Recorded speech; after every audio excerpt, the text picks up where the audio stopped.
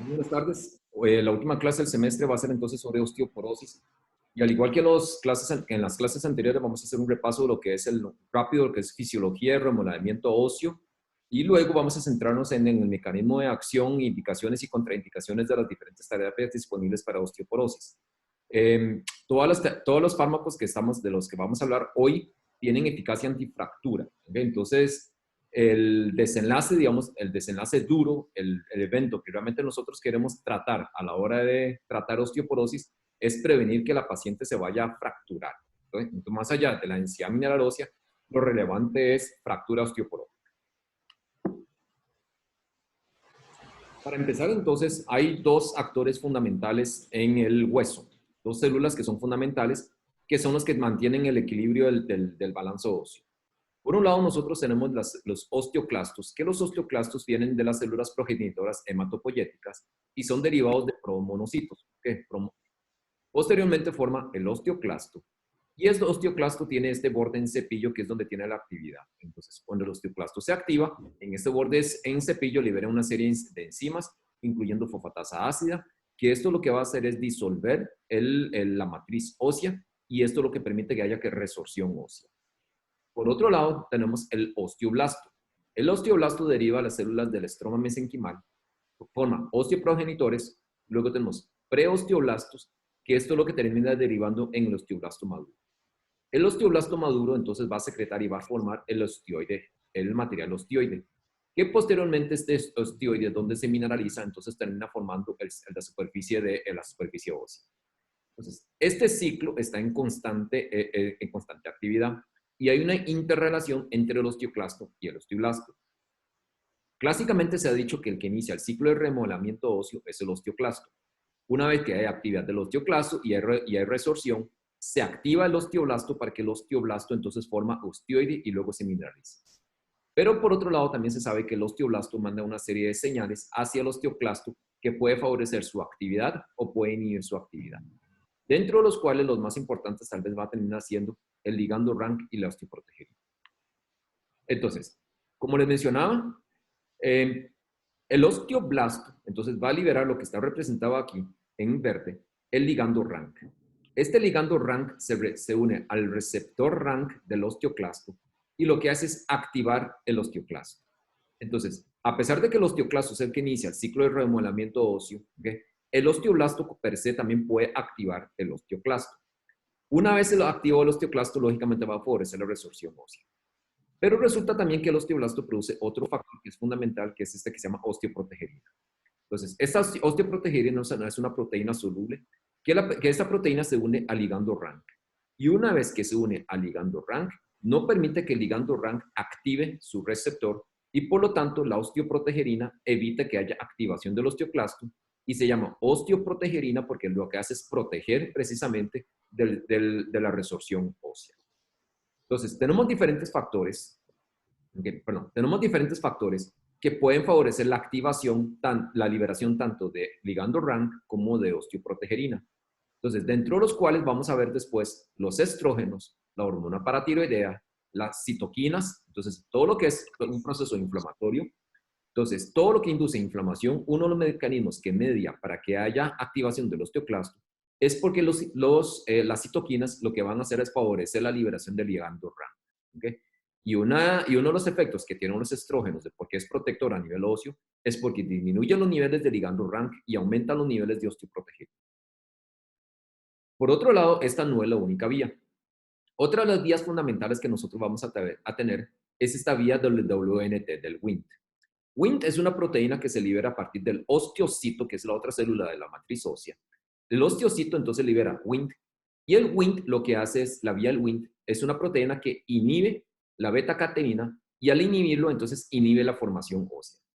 Por lo tanto, una de las formas que nosotros podemos tener para favorecer la formación del hueso aquí en el nivel del osteoblasto es que nosotros podríamos inhibir esta vía, la beta-catenina, ya sea con un anticuerpo monoclonal o algo que nos bloquee el Wnt, que es el último medicamento que vamos a hacer hoy, que es el romosozumab, o por otro lado, una de las estrategias aquí es, la esclerostina inhibe esta vía, o sea, inhibe la vía que inhibe la beta-catenina. Entonces, si yo utilizo un análogo o algo que active la esclerostina, potencialmente yo puedo tener un efecto protector y más bien favorezco la activación del osteoblasto. Entonces, a grandes rasgos, nosotros podemos dividir los medicamentos en osteoporosis en aquellos que son los antirresortivos que actúan predominantemente inhibiendo la acción del osteoclasto y aquellos que son los osteoformadores o los anabólicos, que su mecanismo de acción final va a ser activación del osteoblasto y favorecer la formación ósea. Por supuesto, entonces, si nosotros lo vemos desde el punto de vista de densidad mineral ósea, que es la forma en que nosotros evaluamos la respuesta terapéutica, desde el punto de vista de densidad mineral ósea, los agentes que nos activan el osteoblasto, los agentes anabólicos, van a ser mucho más efectivos y vamos a lograr aumento de densidad minerales óseas mucho más marcados que aquellos que únicamente nos inhiben el osteoclasto, ¿verdad? Entonces, una cosa es inhibir la destrucción y otra cosa es más bien favorecer la formación. Como les decía, entonces, osteoporosis al final de cuentas es la patología ósea es la patología metabólica ósea más común a nivel mundial. Se estima que de los adultos mayores, entonces de las personas que tienen más de 65 años de edad, entre 50 y 60% van a tener osteoporosis. Y osteoporosis se define como aquella enfermedad donde hay una alteración de la microarquitectura ósea que eventualmente nos lleva a fragilidad ósea y mayor riesgo de fracturas. Entonces, vea que aquí estamos hablando de una enfermedad donde básicamente lo que tenemos es alteraciones en la fortaleza del hueso dado por alteraciones en la microarquitectura. Entonces, uno de los grandes mitos o uno de los grandes de las creencias erróneas que tienen las personas es que la osteoporosis duele. Por supuesto que la osteoporosis va a doler en el momento que la persona se fracture, pero en la medida en que no tenga fracturas, la presencia de una baja densidad mineral ósea o alteraciones en la arquitectura no tiene por qué producir síntomas. Entonces, uno de los retos que nosotros tenemos es que si el paciente se hace una densitometría pensando que la osteoporosis es la causa de los dolores óseos que tiene, en la medida en que tome los fármacos, ya sea antirresortivos o anabólicos, y no vea ninguna mejoría del dolor, por supuesto que el paciente deja el tratamiento. ¿Okay? Por otro lado, entonces la consecuencia final que tiene la osteoporosis es la presencia de fracturas. Entonces, el desenlace que nosotros estamos evaluando aquí termina siendo fracturas. El tercer punto con esto es que nosotros no tenemos ninguna forma sencilla de evaluar esta microarquitectura ósea que no sea con biopsias óseas. Por supuesto que esto es muy invasivo para hacerlo de manera rutinaria a todos los pacientes como una forma de diagnóstico de osteoporosis. Por lo tanto, el gol estándar para el diagnóstico de hoy en día es la densitometría ósea. Pero como el nombre lo indica, la densitometría ósea lo único que me mide es densidad mineral. No me está midiendo, ¿okay?, arquitectura ósea. Entonces tiene una limitante en ese sentido. Entonces el valor predictivo de una densidad mineral ósea en riesgo de fracturas es buena, pero no es excelente porque no me está midiendo arquitectura ósea. ¿Ok? Entonces, a pesar de que nosotros utilizamos la densidad mineral ósea como un marcador sustituto, al final de cuentas lo que queremos es reducción del riesgo de fracturas en los pacientes. Entonces, estos son los grupos terapéuticos que vamos a ver hoy. Entonces, vamos a empezar con los antirresortivos. Vamos a dedicarle más tiempo a los bifosfonatos, que realmente son el grupo terapéutico más ampliamente utilizado a nivel mundial. Hablamos un poco de estrógenos y SERMs la semana pasada. Hoy vamos a repasar un poco los conceptos de estrógenos y SERMs en relación al metabolismo óseo. Vamos a hablar un poquito de calcitonina, de anticuerpos antiligando RANK, que el único agente disponible hasta el momento aquí es denosumab. Y luego vamos a ver los agentes anabólicos, donde tenemos teriparatide, abaloparatide y tenemos romosozumab, como les mencionaba hace un momento. Vamos a empezar entonces con los antirresortivos. ¿Ok? Y vamos a empezar con los bifosfonatos. ¿Hay alguna pregunta, algún comentario? Sí, doctor, ¿me escucha? Sí. A nivel de práctica medicina general, ¿qué es lo que nosotros podemos dar? Bueno, eso lo vamos a ver el otro año en farmaclínica, pero en atención primaria, en la caja, ¿okay? No tienen aprobado ningún antirresortivo. Sería terapia de reemplazo hormonal, en la caja. Okay. Lógicamente afuera podríamos utilizar de todo, ¿verdad? Ok, perfecto. Bueno, vamos a empezar entonces con los bifosfonatos. Los bifosfonatos son análogos de pirofosfato. Entonces, si nosotros vemos cómo es la estructura química del pirofosfato, los bifosfonatos lo que hacen es incorporar, entonces, estos residuos aquí en estas moléculas de oxígeno, Y esto le altera su estructura química y le altera su potencia y le altera su eficacia. Nosotros podemos clasificar rápidamente, digamos, los bifosfonatos en los de primera generación y luego los de segunda y tercera generación. Estos que fueron los de primera generación ya hoy en día no se utilizan. Y estos de primera generación eran el etihidronato, clorhidrato y tilhidronato. Estos eran muy poco potentes. El mecanismo de acción de estos de primera generación también era diferente a los que tenemos hoy en día, los de segunda y tercera generación. Entonces, el mecanismo de acción de estos de primera generación, lo que hacen es que al ser análogos de pirofosfatos, entonces no permite que haya generación de ATP y por lo tanto, si no hay generación de ATP, hay apoptosis del osteoclasto. Ya vamos con eso. Sin embargo, como les decía, al ser muy poco potentes, estos no se utilizan hoy en día. Todos los que se utilizan hoy en día son los de este segundo grupo. Entonces, los que se utilizan hoy en día, la primera característica que tienen es que tienen este grupo amino. ¿Ok? Entonces, estos se llaman biaminofosfonados. Entonces, este grupo amino lo que le confiere es mayor potencia. Entonces, los de segunda generación son mucho más potentes que los de primera generación. Y hay gente que clasifica a estos últimos dos, risedronato y soledronato, como los agentes de tercera generación. Y hay otra gente que los mete dentro del mismo grupo de los de segunda generación. Eso para efectos prácticos no nos hace mucha diferencia. Entonces, los 5 bifosfonatos con los que contamos hoy en día son pamidronato, alendronato, ivandronato, risedronato y ácido soledrónico o soledronato. Estos tienen diferentes características. Entonces, una de las particularidades que nosotros tenemos con los bifosfonatos que vamos a ver dentro de un momento es que su biodisponibilidad es muy mala. Entonces, hay algunos que estos, con el fin de solventar el problema de la biodisponibilidad, existen en forma parenteral. Entonces, risedronato existe solo, únicamente como intravenoso. Alendronato existe únicamente vía oral. Ivandronato es el único de los bifosfonatos que tiene una presentación oral e intravenosa. Risedronato existe únicamente vía oral y ácido soledrónico únicamente intravenoso. Entonces, en resumen, los intravenosos son pamidronato, ivandronato y soledronato. Y los orales son alendronato, ivandronato y risedronato. E ivandronato es el único que tienen en común que existe en ambas presentaciones, tanto por vía oral como por vía intravenosa. Entonces, estos actúan los de segunda y tercera generación, el mecanismo de acción es un poco diferente. La primera característica que van a tener los bifosfonatos es que estos análogos de pirofosfato tienden a ser muy afines por el hueso. Por lo tanto, su vida media plasmática es relativamente corta. Entonces, rápidamente se depositan en hueso. Una vez que se depositan en hueso, cuando nosotros tenemos activación del osteoclasto, el osteoclasto, al liberar los hidrogeniones, va a producir liberación, va a producir disolución de la matriz ósea. Donde hay disolución de la matriz ósea, va a liberar el bifosfonato que previamente había sido depositado aquí. Por lo tanto, este bifosfonato entra al osteoclasto y dentro del osteoclasto va a ejercer su acción.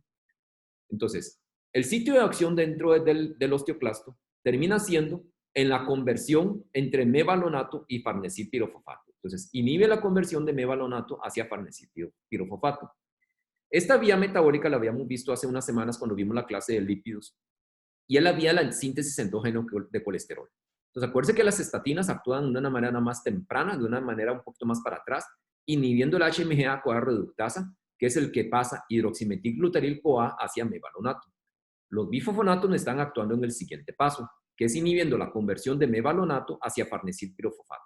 ¿Okay? ¿Cómo es que actúa esto? A partir del farnesil pirofosfato, nosotros podemos tener síntesis de colesterol, podemos tener síntesis de proteínas isopreniladas, podemos tener síntesis de proteínas RAS y de proteínas RO. Resulta que las proteínas RAS y las proteínas RO actúan como segundos mensajeros de señalización y de crecimiento celular. Entonces, si nosotros inhibimos la síntesis de farnesil pirofosfato y estamos inhibiendo la síntesis de proteínas RAS y proteínas RO, estamos interfiriendo con la señalización de los factores de crecimiento y esto potencialmente entonces puede explicar por qué se inhibe la acción del osteoclasto. Por otro lado, al no producirse síntesis de proteínas isopreniladas, esto también me lleva a menor activación del osteoclasto y todo esto al final de cuentas me lleva a mucho menos actividad del osteoclasto. Entonces, una pregunta que surge a partir de aquí es, ¿cuál es el efecto de las estatinas desde el punto de vista del metabolismo óseo? ¿Qué pasaría con las estatinas? ¿Qué piensan ustedes?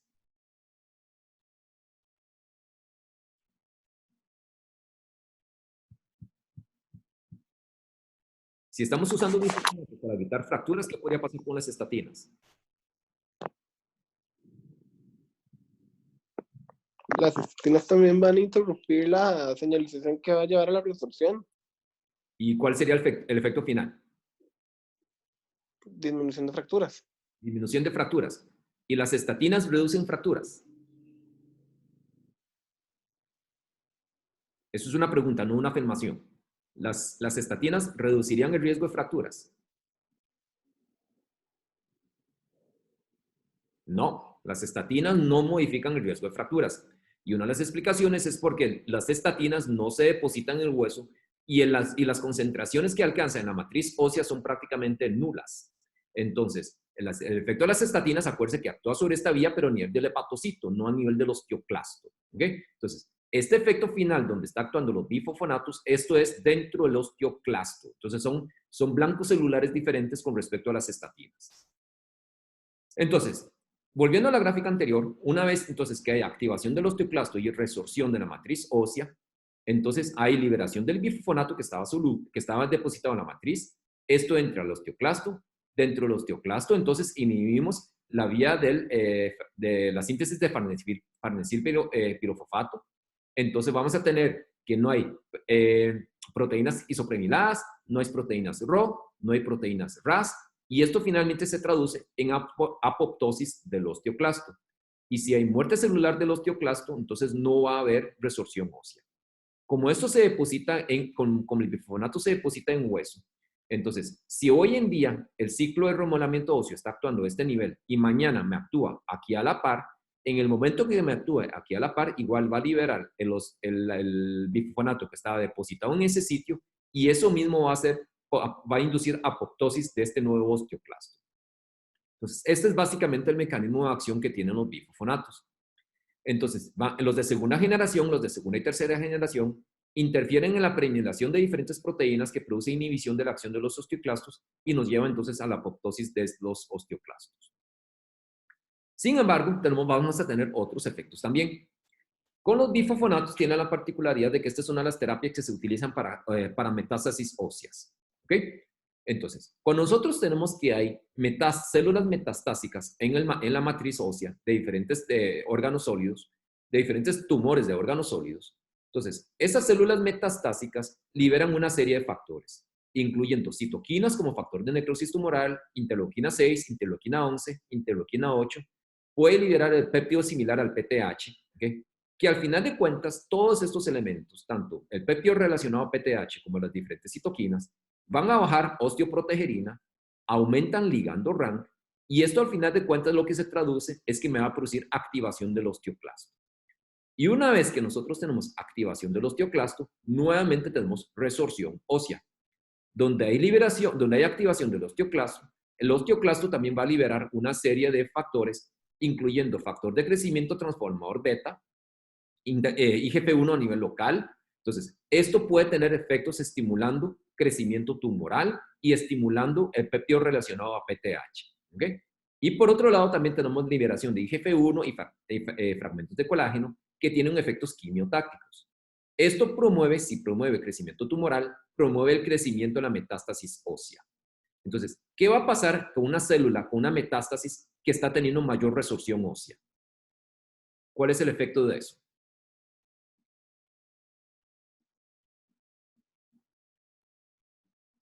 ¿Qué piensan?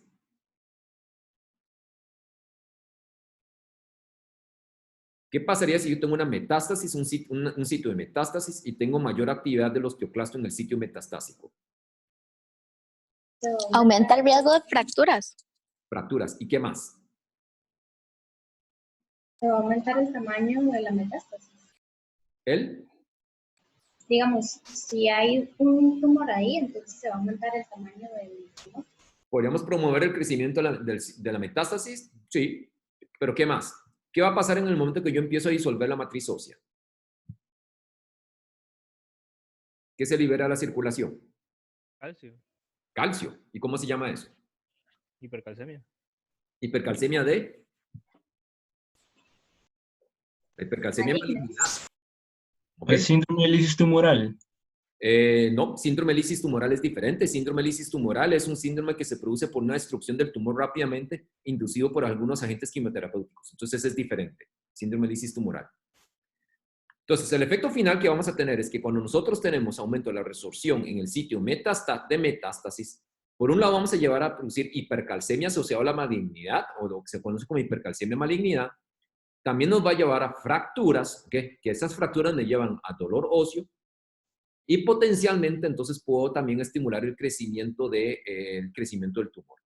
Entonces se ha visto que los bifosfonatos son efectivos en el tratamiento de metástasis óseas, ¿okay? Asociados no solo a tumores sólidos como cáncer de mama, cáncer de próstata, sino incluso a mieloma múltiple. Entonces disminuye no solo el riesgo de hipercalcemia, sino que disminuye el riesgo de fracturas y disminuye el riesgo de procedimientos asociados. Entonces, por ejemplo, que necesita una cirugía para reparar la fractura.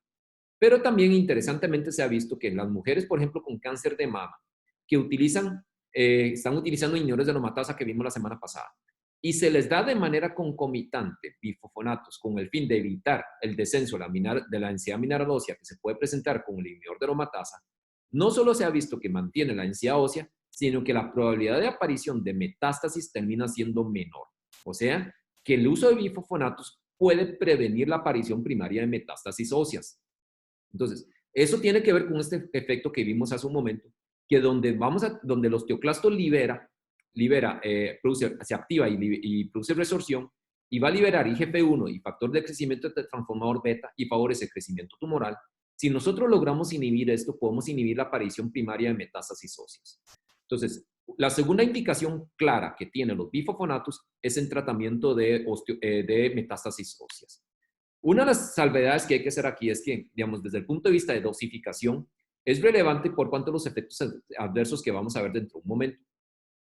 Entonces, nada más para que se den una idea, por ejemplo, el soleronato, el ácido solerónico, que tiene la indicación tanto para metástasis óseas como para osteoporosis, el tratamiento en osteoporosis, la dosificación del tratamiento de osteoporosis son 4 miligramos intravenosos una vez al año. En cambio, la dosificación que se utiliza en caso de que la persona tenga metástasis óseas son 4 miligramos intravenosos mensuales. Perdón, la dosis en osteoporosis son 5 miligramos una vez al año intravenoso. Y la dosis en metástasis óseas son 4 miligramos mensuales intravenosos. Al final de un año, en metástasis óseas van a ser 48 miligramos versus 5 miligramos en osteoporosis. Entonces, vea que es una diferencia de casi 10 veces la cantidad de dosificación, ¿okay? Y por lo tanto, eso explica mucho por qué el perfil de efectos adversos es muy diferente en osteoporosis a cuando se utiliza en metástasis óseas. Ok. Desde el punto de vista farmacocinético, como les decía, tienen una muy alta afinidad por el hueso. Entonces, especialmente por aquellos sitios donde hay resorción. Entonces, se depositan rápidamente en los sitios donde hay resorción y donde se estimula la resorción, entonces libera el bifosfonato que estaba depositado en el hueso y esto nos produce apoptosis del osteoclasto. Logran bajas concentraciones sistémicas y el fármaco que no se deposita en hueso rápidamente se excreta por vía renal.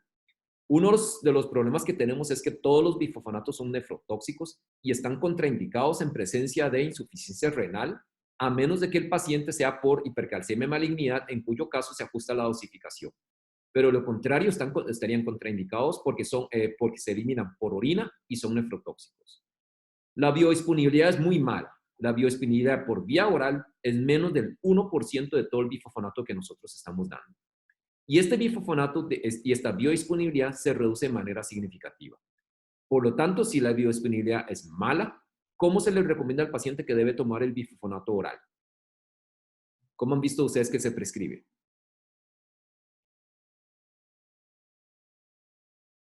¿Qué se le dice al paciente? Se tendría que prescribir en dosis muy grandes.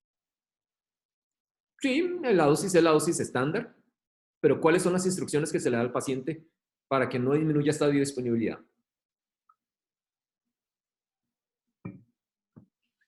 Ok, entonces me están poniendo ahí en el chat, me están poniendo en ayunas, sin alimentos. Sí, eso es cierto, tiene que tomarse en ayunas, sin comidas. ¿Con qué se debe tomar?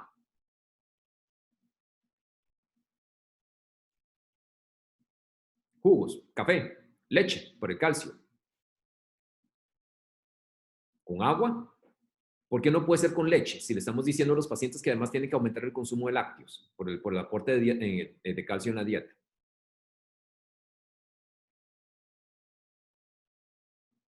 El calcio lo va a quelar. Entonces, no puede ser con ninguna sustancia que no sea con agua. De hecho, incluso la biodisponibilidad de esta madre se altera tanto que se ha visto que según el contenido mineral del agua, esto potencialmente incluso puede interferir en esa biodisponibilidad. Entonces, no es lo mismo una agua, digamos, no sé, de un río que tenga menos cantidad de minerales a un agua que venga de pozos muy profundos, que en el proceso de filtración por el suelo se contengan más minerales. Esto no está muy claro, pero hay algunos estudios que indican que hasta eso puede interferir. ¿Cuánto tiempo tiene que esperar para que el paciente pueda comer? Una vez que se tomó el medicamento. 1 hora. 1 hora, ¿ok? ¿Y qué se le dice que tiene que hacer en esa hora? Se acuesta, se sienta, está de pie, está haciendo oficio, ¿qué está haciendo? ¿Qué se le dice al paciente? Estar de pie. Estar de pie o que no se acueste. ¿Por qué? ¿Por qué se le dice que no se acueste? La biodisponibilidad cambia por el hecho de estar de pie o acostado.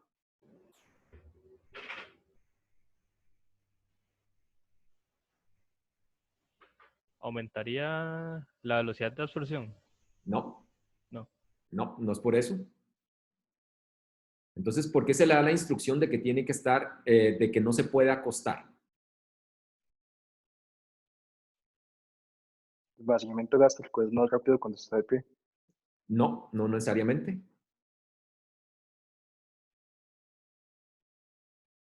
Entonces, ¿cuál es la razón de esa recomendación? Y la recomendación es cierta. Entonces, me están poniendo en el chat reflujo. ¿Okay? Entonces, ¿cuál es el evento adverso más común de los bifosfonatos? Todos han escuchado el endronato, que es el que nosotros tenemos en la institución. Es un medicamento muy viejo. Termina siendo esofagitis. Entonces, la razón de no acostarse es para evitar esofagitis. No es porque nos vaya a cambiar la biodisponibilidad del fármaco. ¿Okay?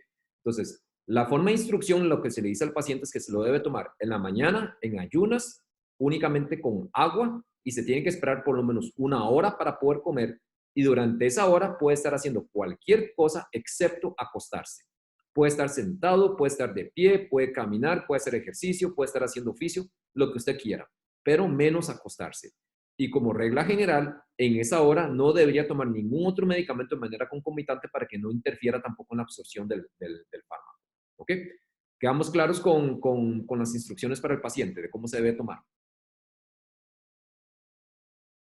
Sí, señor. Sí, doctor.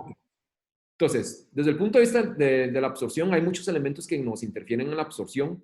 Como les decía, el calcio es uno de ellos. Entonces, a pesar de que es muy común que al paciente se le dé suplementación de calcio cuando toma bifosfonatos, hay que hacerle la salvedad de que la suplementación de calcio se debe tomar en otros momentos del día y no puede ser de manera concomitante. Y por supuesto, entonces no existen tabletas que contengan calcio y el bifosfonato en el mismo momento. ¿Okay? Los otros elementos, entonces, por ejemplo, aluminio o magnesio también interfieren en la absorción. Si el paciente está haciendo esofagitis asociado al bifosfonato y va a tomarse un antiácido, no debería tomar antiácidos. Los antiácidos van a contener o calcio, o aluminio, hidróxido de aluminio o hidróxido de magnesio. Y estos entonces, si va a tomarse inmediatamente después del bifosfonato un antiácido, el antiácido me va a quelar el bifosfonato y el bifosfonato, por lo tanto, no se va a absorber y no vamos a tener ningún efecto. ¿Qué hacemos si el paciente hace la esofagitis asociada al bifosfonato? Si no le podemos dar antiácidos. ¿Darle inhibidores de bomba de protones? No necesariamente. Si le damos inhibidores de bomba, podemos evitar la disolución de la tableta. Ya vamos a hablar de eso. Antihistamínicos. ¿Perdón? Antihistamínicos, igual. Antihistamínicos, anti-H2. Ajá. No es lo ideal. Doctor, otra pregunta. ¿Los antiácidos están contraindicados absolutamente o igual cerca de la hora de toma de la pastilla? ¿Qué pensaría usted? Yo diría que igual, es cerca de la hora a la pastilla. Si se lo toma en ayunas, si tiene reflujo a las 5 de la tarde, a las 5 de la tarde podría tomarse un antiácido. Yo no vería el problema. De ahí sí, ya se absorbió, ¿verdad? Entonces, si ya el medicamento se absorbió en esa primera hora, el que 12 horas después se toma un antiácido no hay ningún problema. Es que el antiácido no esté en esa hora, en esa primera hora. ¿Ok? Entonces, los intravenosos, los bifosfonatos intravenosos me harían reflujo, me harían esofagitis. No. ¿No? No. Entonces, ¿qué sería una alternativa? Si no me tolera el oral, Darle intravenoso. veamos el intravenoso. ¿Ok? Así de sencillo y evitamos este problema. ¿Ok? Entonces, el evento adverso más común termina siendo esofagitis. Y aquí hay varias cosas con la esofagitis. Esto es bastante común, esto es alrededor del 6% de los pacientes van a hacer esofagitis. Los pacientes pueden notarlo lógicamente, como dolor retroesternal, lo pueden notar como dispepsia, lo pueden notar como epigastralgia.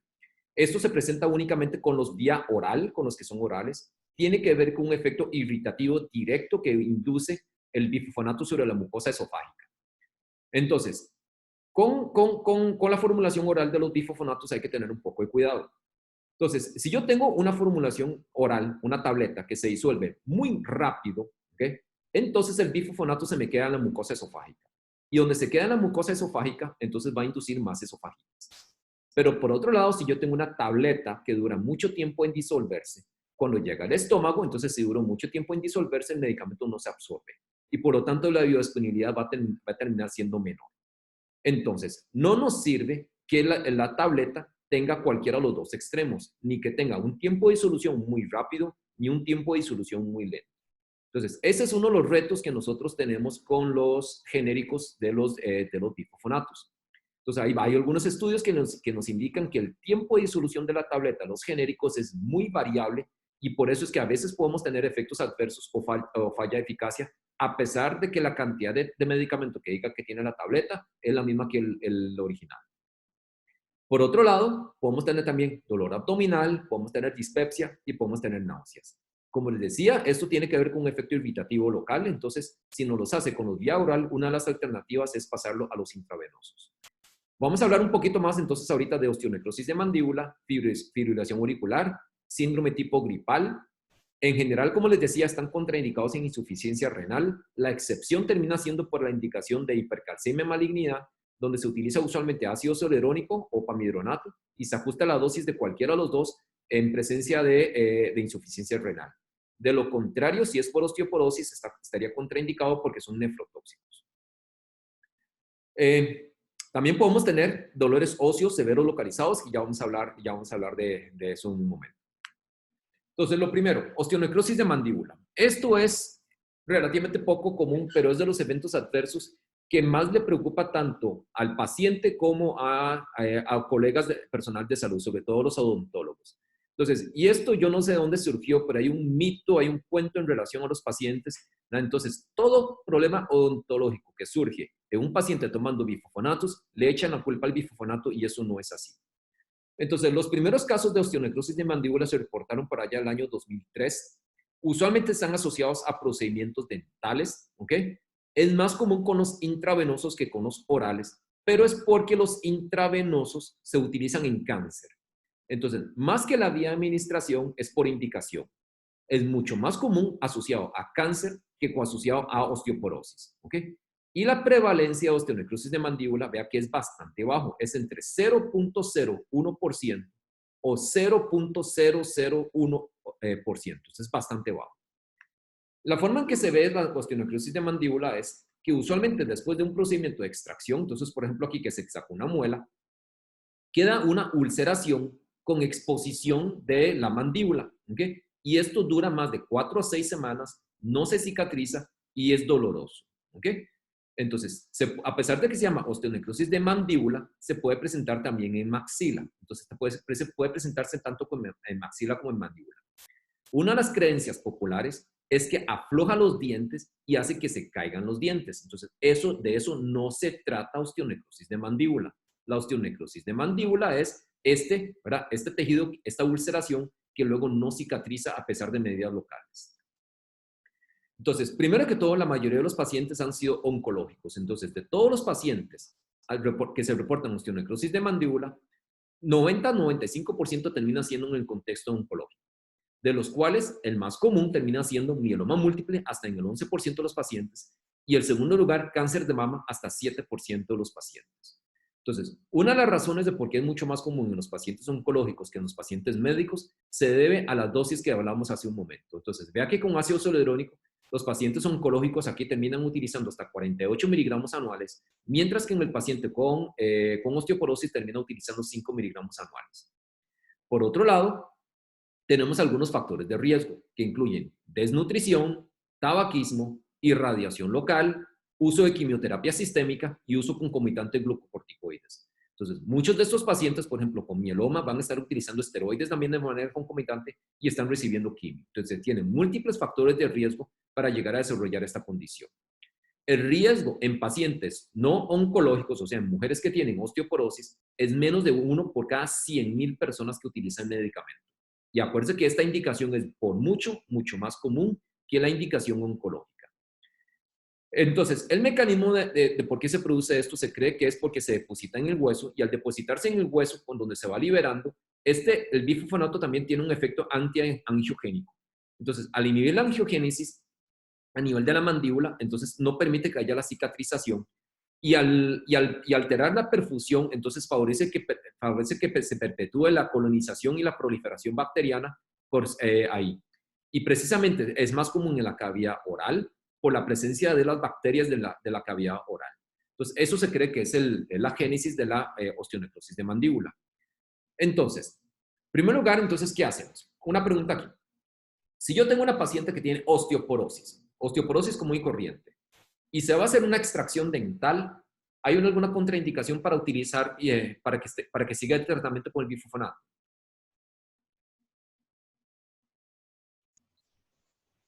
No, porque el riesgo es muy bajo y además las dosis también son bajitas. Ok, entonces no hay una contraindicación. Entonces el odontólogo le dice, nos dice a nosotros, denos el visto bueno para el procedimiento y díganos cuánto tiempo hay que suspender el bifosfonato. Ganamos con suspender solo 1 o 2 semanas antes del procedimiento. ¿Ganaríamos algo?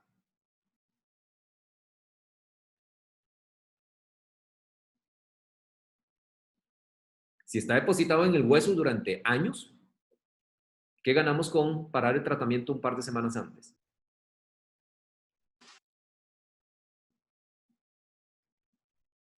¿Pasaría algo? No. Nada. ¿Ok? Entonces no hay por qué pararlo. Si para tranquilidad del odontólogo, para que le haga el procedimiento, quiere parárselo 15 días antes, ¿habría algún problema con parárselo esas 2 semanas? ¿Se va a No, fracturar tampoco. esas 2 semanas? Tampoco. Tampoco. Entonces, si él por tranquilidad mental quiere suspendérselo 15 días para hacerle el procedimiento, quíteselo 15 días, ¿verdad? Pero realmente no hay una contraindicación para el procedimiento. ¿Qué pasa con los pacientes oncológicos? ¿Qué sería lo ideal? Que se revise la cavidad bucal antes de iniciar el tratamiento. ¿Ok? Que entonces que se revise su higiene oral antes de empezar tratamiento, que se haga el tratamiento bucal, ¿verdad? El dental que se tenga que hacer antes de empezar antes de empezar los bifosfonatos. Lo que pasa es que pongas en el contexto que es un paciente que ya tiene metástasis y le estamos dando el tratamiento por metástasis. Entonces, muchas veces no contamos con el lujo, ¿verdad?, de poder esperar muchos meses. Entonces, ¿qué hacemos?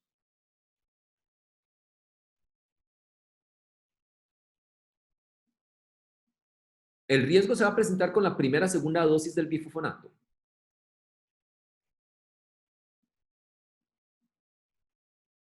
No, esto requiere tiempo. Entonces, se puede ir trabajando con la parte dental, ¿verdad?, mientras se ponen las primeras dosis, pero realmente el momento para hacer los procedimientos dentales es al principio y no al final. ¿Ok? Entonces, lo ideal es que el paciente oncológico o todos los pacientes deberían tener su revisión de salud oral, higiene bucodental antes de empezar el bifosfonato, pero si hay que empezarlo, no es una contraindicación absoluta. Entonces, lo empezamos y que se haga el tratamiento dental que se tenga que hacer en el oncológico. Y por supuesto, con más razón todavía, en el paciente no oncológico. El otro evento adverso que vamos a tener aquí es lo que se llama fracturas subtroncantéricas atípicas. Entonces, las fracturas de cadera usuales son transtroncantéricas o intertroncantéricas, ¿okay?, o en el cuello femoral. Entonces, esto es una fractura subtroncantérica.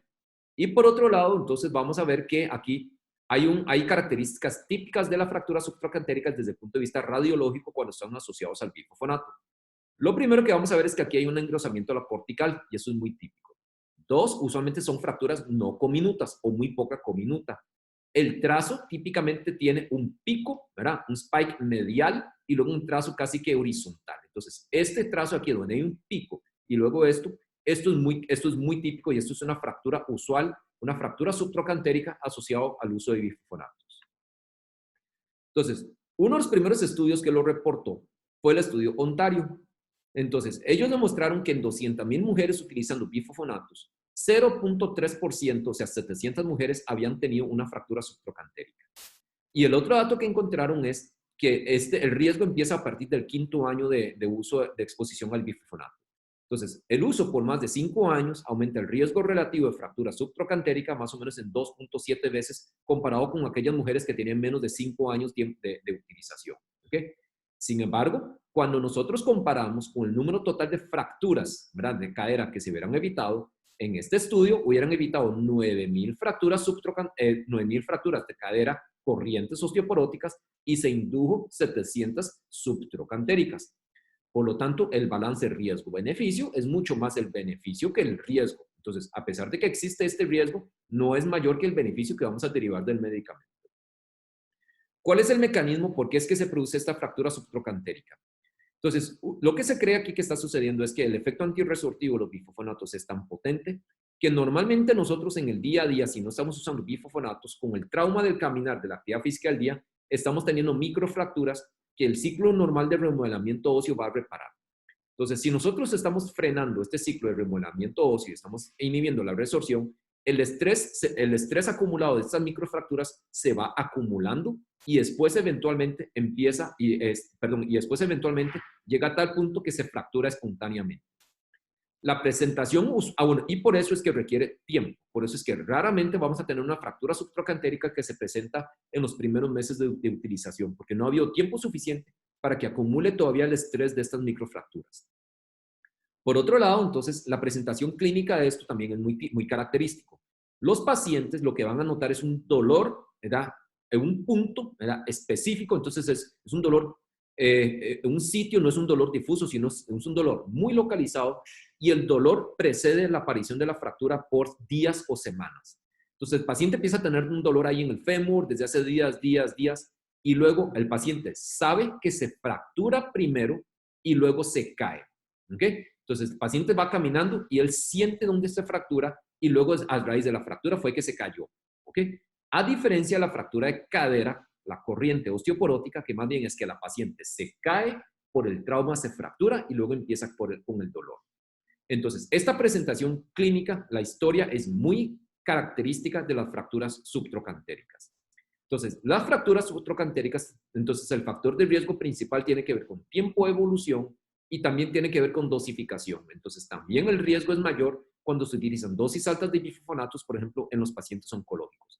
Pero aún en los no oncológicos, el riesgo se va a presentar sobre todo después del 5º año de exposición a los bifosfonatos.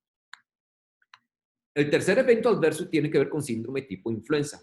Y esto tiene que ver con que cuando se administra por vía intravenosa, esto se produce únicamente con los bifosfonatos intravenosos. Cuando lo administramos por vía intravenosa, se va a liberar una serie de citoquinas y vamos a tener el síndrome característico asociado a la liberación de citoquinas, que es fiebre, dolores musculares, sensación de malestar general, ¿ve? Y esto característicamente se presenta en las primeras dosis del bifosfonato intravenoso y sobre todo en aquellos pacientes que no han sido expuestos previamente al bifosfonato. ¿Okay? Entonces, por ejemplo, con la primera dosis del bifosfonato, es un estudio de ivandronato. Entonces, con las primeras dosis del ivandronato, alrededor del 8% de los pacientes hacían síndrome tipo influenza. Para la segunda dosis intravenosa, ya de 8% bajó como a 2%. Y para la tercera dosis ya me baja como a un 1%. Entonces, se presentan sobre todo con la primera dosis, ¿okay? Y luego va disminuyendo. Si este mecanismo está mediado por citoquinas, ¿okay? ¿Cómo se trata? ¿Qué hacemos? Con antiinflamatorios, no esteroideos. AINES, ¿verdad? AINES o acetaminofén. Entonces, Cuando es la primera dosificación, yo se los advierto al paciente, ¿ok? Y los premedico con acetaminofén. Les doy acetaminofén 24 horas antes, el día de la infusión y 24 horas después, con el fin de prevenir esta reacción tipo gripal. Se le advierte al paciente. Si el paciente está enterado y tomando acetaminofén le da un poquito de fiebre, no se va a asustar. Pero si usted no se lo advierte al paciente y de repente hace una fiebre de 38, 39 grados, el paciente se va a asustar porque piensa que está haciendo una reacción rara al medicamento y no se vuelve a poner las siguientes dosificaciones. Entonces hay que advertírselo y, como les decía, es más común con la primera dosis y sobre todo en aquellos pacientes que no han recibido bifosfonatos previamente. El otro evento adverso que no está muy claro es fibrilación auricular. Entonces, el primer estudio donde reportó el riesgo de fibrilación auricular fue el estudio Horizon. El estudio Horizon fue con ácido zoledrónico. Entonces, cuando nosotros vemos fibrilación auricular en el grupo placebo comparado con el grupo que recibió ácido zoledrónico, hay un desbalance, hubo un poquito más de riesgo. Y en el porcentaje de pacientes que se reportó como evento adverso serio, también hay un desbalance. Entonces, una de las cosas que llamaba la atención por ahí del año 2007, cuando se reportó este estudio, es que primero que todo, el miocardio no capta, ¿verdad? O no atrapa bifosfonatos. Entonces, no tiene por qué haber un efecto tóxico directo sobre el miocardio. Segundo lugar, entonces el evento no está asociado a la infusión. Es decir, no es que la infusión de ácido zoledrónico es hoy y la fibrilación auricular aparece mañana, sino que la fibrilación auricular puede aparecer meses después. Y en tercer lugar, este riesgo de fibrilación auricular no estaba asociado al riesgo tampoco de aparición de trastornos hidroelectrolíticos por el bifosfonato. Entonces, no había una relación de temporalidad y estaba en cuestionamiento la parte de causalidad. Un tiempo después se publica un segundo estudio con ácido zoledrónico que se llama Horizon FRT, que estos son específicamente en personas que habían tenido una fractura de cadera previamente. Y en el Horizon FRT vean como el riesgo de fibrilación auricular ya no es muy diferente entre placebo y ácido zoledrónico, tanto en eventos adversos como muy corrientes, como en eventos adversos serios. Y en tercer lugar, cuando nosotros nos volvemos un poquito más viejos y nos vamos al FIT, que es el estudio de alendronato, vean que la tasa de fibrilación auricular también fue muy comparable entre alendronato y placebo. Y cuando nosotros vemos en el grupo placebo, prácticamente FIT tuvo la misma tasa de fibrilación auricular que el Horizon FRT. Entonces, ¿qué pasó aquí? Entonces, en primer lugar, no está muy claro si esto le podemos echar la culpa al ácido zoledrónico o no. Y lo que pareciera aquí es que por alguna razón el grupo placebo hizo menos fibrilación auricular en el primer estudio Horizon.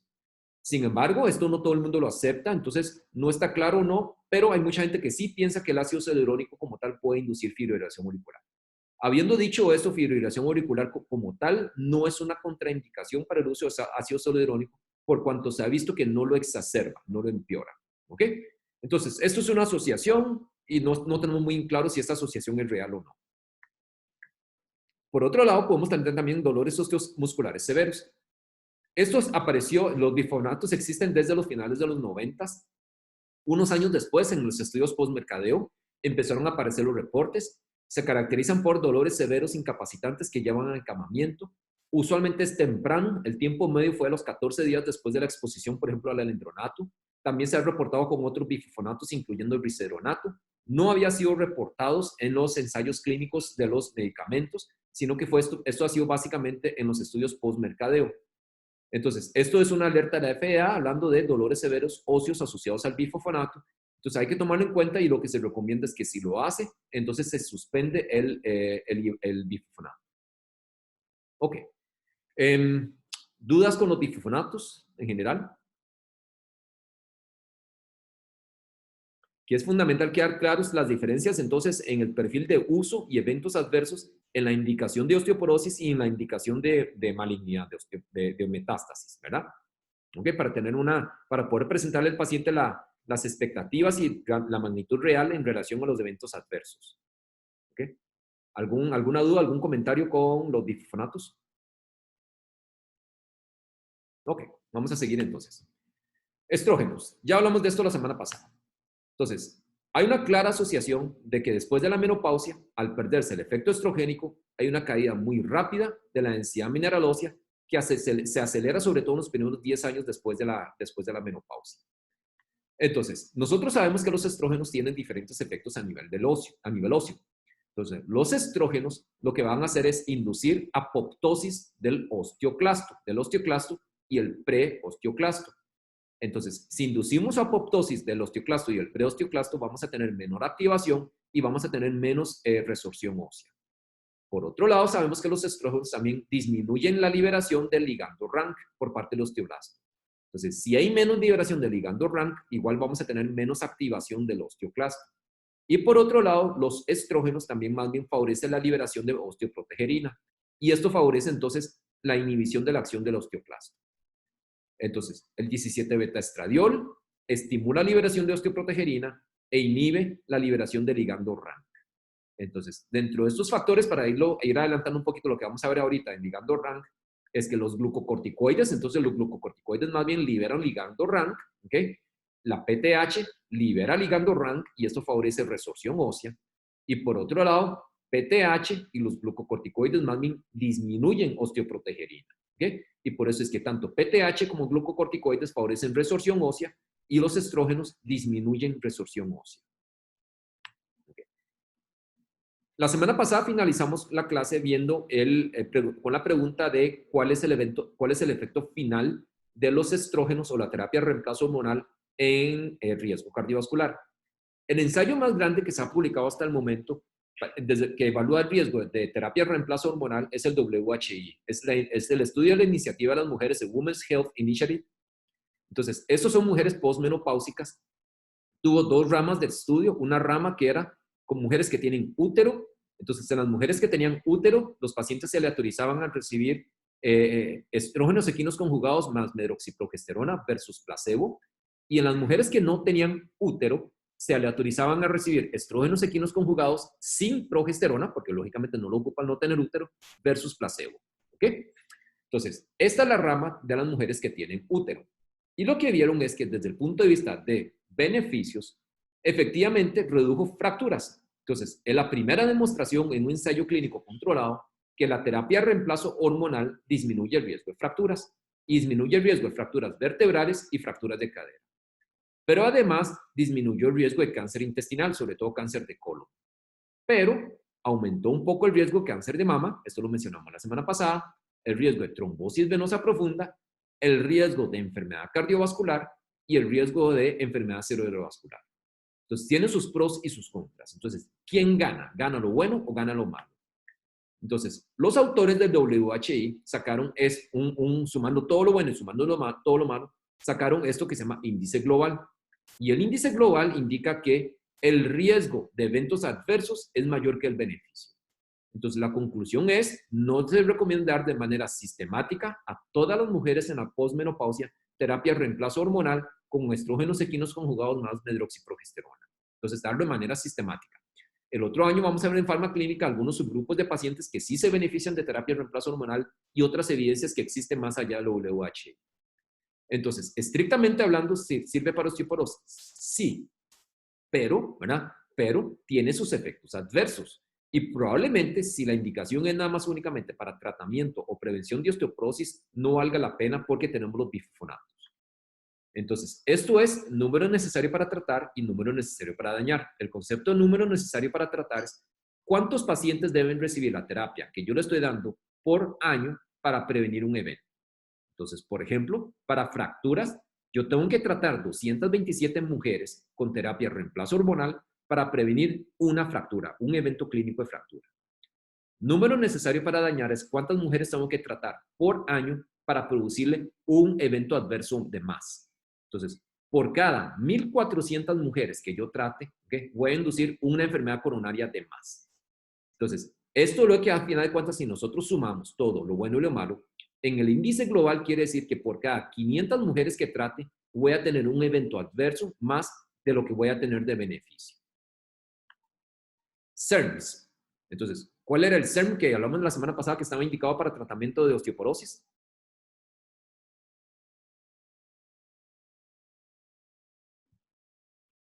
Taloxifeno. Taloxifeno, ¿ok?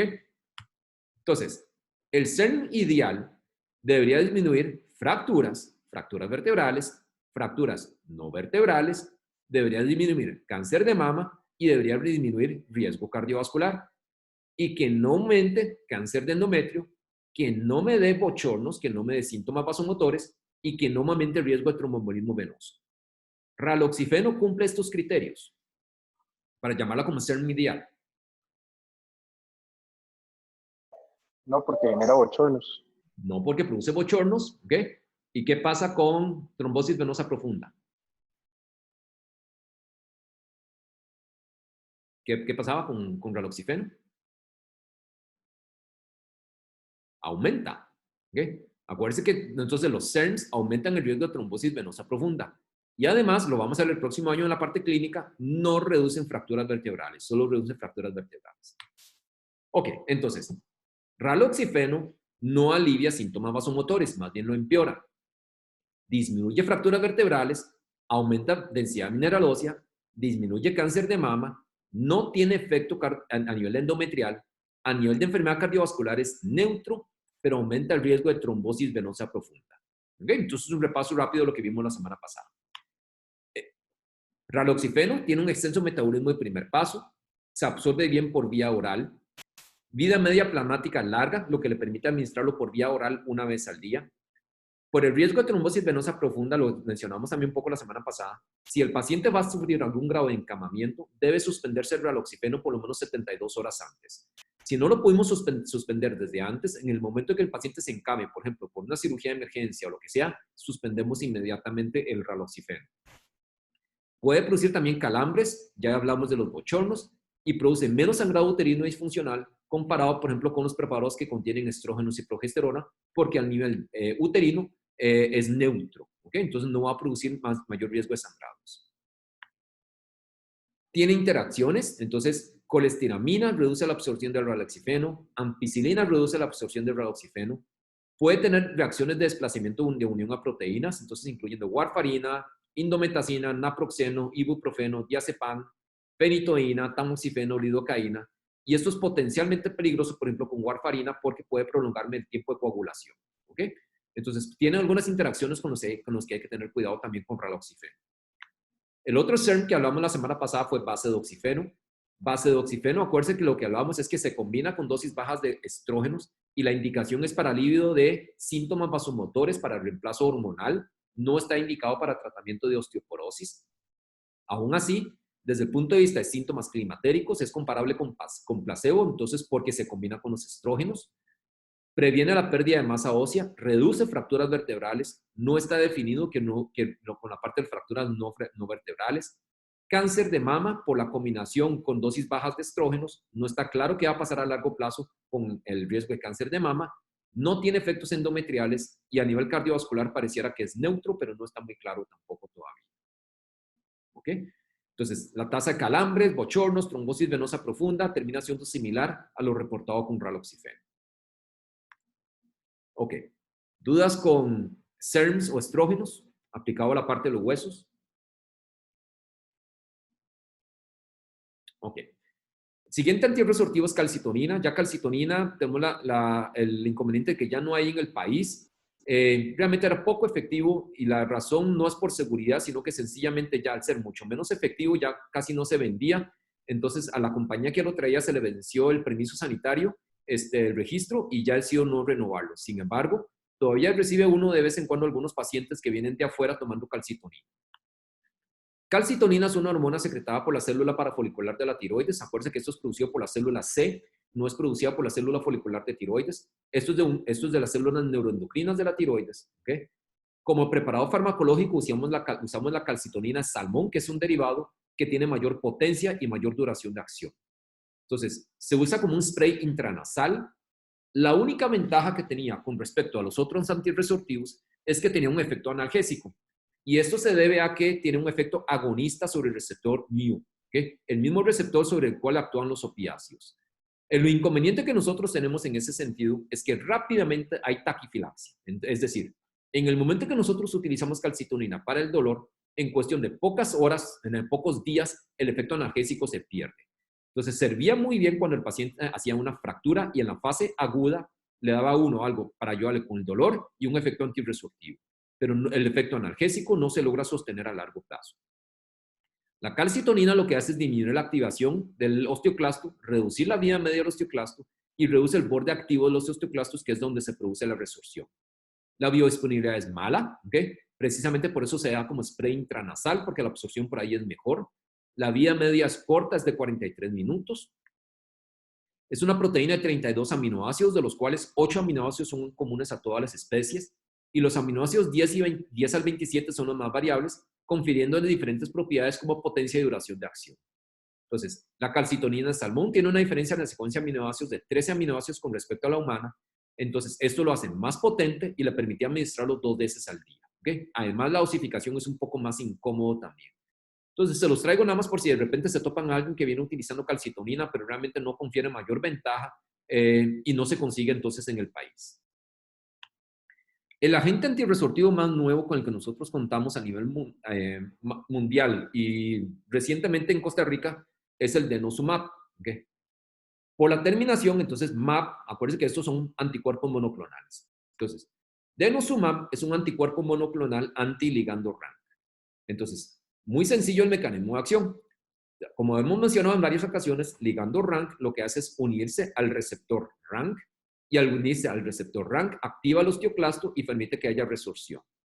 Entonces, denosumab, al ser un anticuerpo monoclonal contra el ligando RANK, se liga al ligando RANK y no permite que el ligando RANK se una a su receptor. Por lo tanto, si no se une al receptor de ligando RANK, no va a haber entonces activación del osteoclasto y por lo tanto no hay resorción. Entonces, muy sencillo el mecanismo de acción. Al final de cuentas, denosumab termina teniendo un efecto muy similar al efecto de la osteoprotegerina, ¿verdad? Que es ligarse el ligando RANK para que no haya activación del osteoclasto. Como regla general, ¿cómo se eliminan los anticuerpos monoclonales? ¿Por qué vía? ¿Quién sería el encargado de eliminarlos?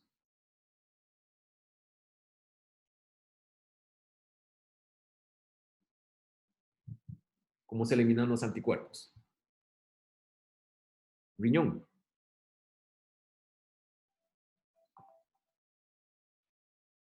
¿O por dónde se pueden eliminar? Los anticuerpos se eliminan por el sistema retículo endotelial. ¿Okay? Entonces, básicamente a nivel hepático y a nivel esplénico. ¿Okay? No se eliminan a nivel renal y es una regla general para todos los anticuerpos monoclonales. ¿Okay? Por lo tanto, denosumab estaría contraindicado en insuficiencia renal. No. No. ¿Okay? No. Entonces, es una clara ventaja en ese contexto con respecto a los bifosfonatos. ¿Okay? Entonces, ya hablamos que los bifosfonatos son nefotóxicos y están contraindicados en insuficiencia renal.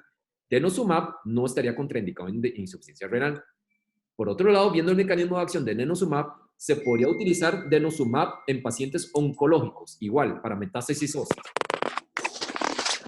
Para tratar de disminuir los eventos óseos de las metástasis óseas.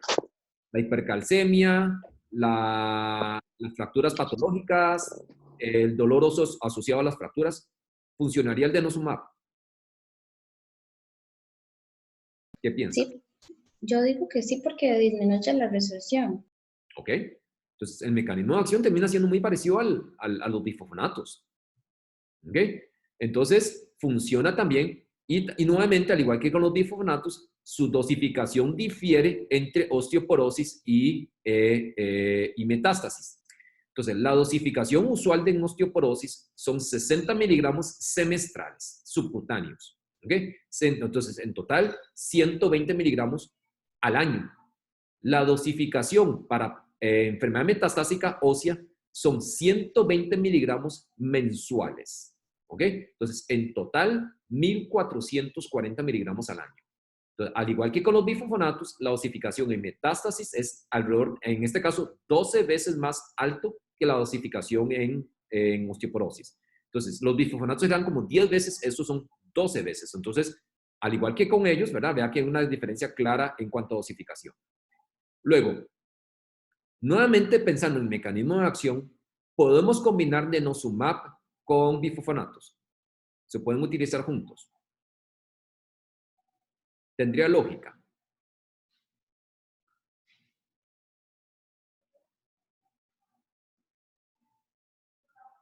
¿Qué piensan? ¿Tiene lógica ese mecanismo de acción?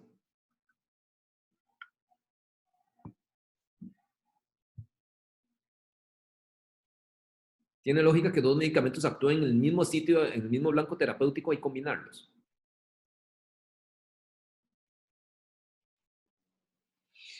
Tal vez si uno quiere potenciar la acción, digamos, pero se tendrían los efectos adversos de los dos medicamentos. Pero viendo el mecanismo de acción, tendría lógica combinarlos. Y yo creo que no, porque hacen lo mismo. No, ¿verdad? No, como que no tiene mucho sentido. Y la otra diferencia con los bifosfonatos es, si hablamos que los bifosfonatos se depositan en hueso, ¿qué va a pasar? ¿Qué mencionamos hace un momento que pasaba cuando uno para el bifosfonato? ¿Cuánto dura el efecto residual ahí? Dura años. Dura años. ¿Y qué pasa cuando nosotros paramos el denosumab? El denosumab se deposita en hueso. De lo que hemos No. conversado. No hemos mencionado nada de que se deposite en hueso. Entonces, no se deposita en hueso. Entonces, ¿cuánto dura el efecto residual del denosumab?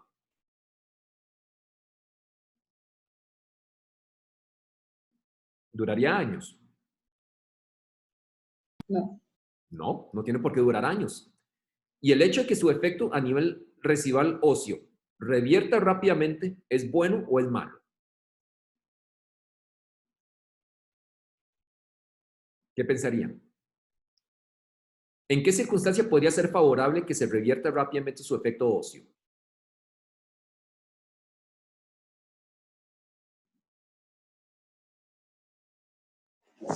Ante el evento que ya la metástasis haya desaparecido.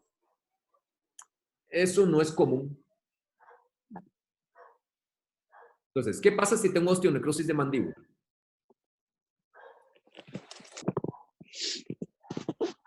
Si tuviese osteonecrosis de mandíbula y suspendo el denosumab, ¿qué va a pasar? Podría recuperarse más rápido.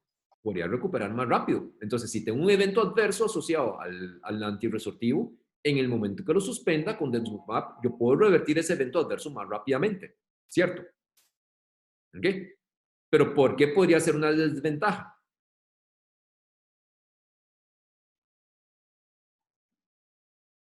Desde el punto de vista de eficacia.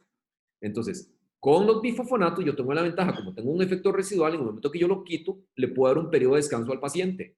Lo que se llaman los drug holidays. Eso lo vamos a hacer el otro año. En cambio, con denosumab, yo le puedo dar esos periodos de descanso al paciente. ¿Qué va a pasar en esos periodos de descanso? Va a aumentar la resorción. Va a aumentar la resorción y aumenta el riesgo de fracturas. ¿Ok? Entonces, con denosumab, yo no puedo tener estos periodos de descanso. Hay un rebote en el riesgo de fracturas en el momento que su paciente suspende el fármaco. Entonces, del hecho de que su efecto revierta más rápido, como les decía entonces, según como lo quiera ver, es una cosa a favor o en contra. A favor en el sentido de que los efectos adversos desaparecen más rápidamente, pero en contra porque si el paciente no se adhiere al tratamiento, yo puedo tener un rebote posteriormente en el riesgo de fracturas. Doctor, Sí. yo sé que no es el objetivo del curso, sin embargo, estos efectos se pueden dar al punto de que si no se administra a la hora que toca, puedo generar estos problemas. No es tan crítico que sea por cuestión de horas o días, Okay. ¿verdad? La administración ahorita vamos a ver que es semestral en osteoporosis, eso sobre todo cuando ya pasan varios meses de que se atrasó. Ok, ¿Sí? Entonces, gracias. denosumab es un anticuerpo monoclonal, como ya lo mencionamos hace un momento, es un IgG-G2, ¿verdad? Y es totalmente humanizado. Entonces, el riesgo de reacción de reacciones alérgicas por ser un anticuerpo monoclonal, por ejemplo, si hubiera sido murino o de otras especies, es muy bajo, porque es un anticuerpo monoclonal humano. Tienen una muy alta afinidad y especificidad por ligando rank. Entonces, prácticamente no tiene efectos, lo que se llama efectos off-target, o sea, que actúe en otras vías de señalización. La absorción es rápida y prolongada. Entonces, la concentración máxima, como les mencionaba hace un momento, tú se administras de manera subcutánea. La concentración máxima se alcanza entre 1 y 4 semanas después de la administración subcutánea. Su vida media es de 34 días, entonces en números redondos es aproximadamente un mes. Si hablamos que su vida media es un mes y se dura de 4 a 5 vidas medias para aclararlo, y además dura más o menos un mes en alcanzar el pico máximo de concentración, Esto explica por qué entonces la administración en osteoporosis lo hacemos semestral. ¿Ok?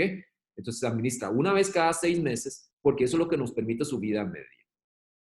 La distribución se distribuye únicamente en el volumen intravascular, entonces no se deposita en hueso ni en tejido graso. Se aclara básicamente por el sistema retículo endotelial, no sufre filtración renal y no tiene excreción tampoco renal de la molécula intacta. Entonces, desde el punto de vista farmacocinético, es muy poca la interacción que tiende a producir y es bastante bien tolerado en general. El efecto antirresortivo se pierde rápidamente cuando nosotros suspendemos el fármaco. Uno de los problemas que vamos a tener con denosumab es que el ligando RANK está implicado en la generación de linfocitos. Entonces, vamos a ver aquí, por ejemplo, que aquí está. Entonces, ligando RANK actúa en el sistema inmune.